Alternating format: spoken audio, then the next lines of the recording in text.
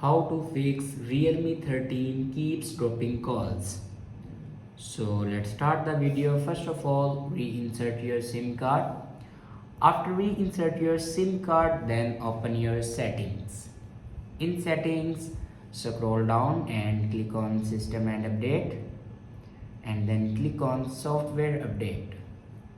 Now here you can check your latest version will be updated or not. If it doesn't update to latest version, then update it to latest version.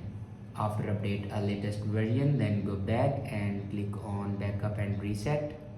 Now click on reset phone, and on top you can see the option reset network settings. Now click on it, and now here enter your password to reset your network settings. After reset the network settings, then go back to your home screen and restart your device. For restart your device, press and hold power button and then swipe up to restart your device. After doing these steps, your problem will be fixed.